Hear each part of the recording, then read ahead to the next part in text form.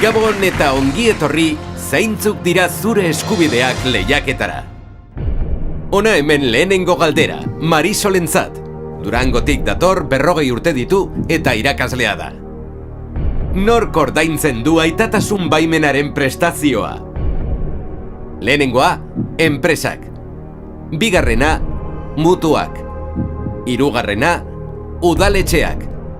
Eta laugarrena, gizarte segurantzak. Laugarrena, bai, gizarte segurantzak. Bigarren galdera, Maurorentzat, Donostiarra, 28 urte, ingeniaria.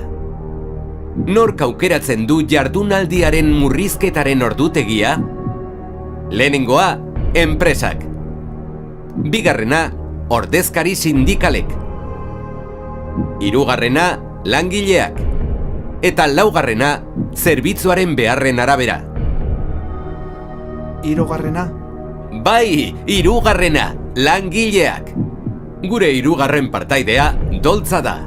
Duela 37 urte jaio zen Gernikan eta administraritzan egiten du lan. Lan eskubide bereziak aldituzte tratutxarra jasaten dituzten emakumeek, erakunde eskudunek horrela dela aitortuta gero? Lehenengoa, gai pribatua da. Bigarrena, bai, hitzarmen kolektiboak horrela aurre ikusten badu. Hirugarrena, ez dauka inolako eraginik lan eremuan. Eta laugarrena, bai, legeak aurre ikusitakoak. Laugarrena da, bai, oso ondo. Bai, legeak aurre ikusitakoak. Eta gure laugarren lehiakidea, Ania da, Bilbotarra, 26 urte, enpresaria. Sindikatuek hitzarmen kolektiboan, legeak aurre ikusitako familia arloko eta norberaren bizitza uztartzeko neurriak hobe ditzakete? Lehenengoa, bai. Bigarrena, arloaren arabera. Hirugarrena, ez. Eta laugarrena, enpresariek baino ezin dute hau egin.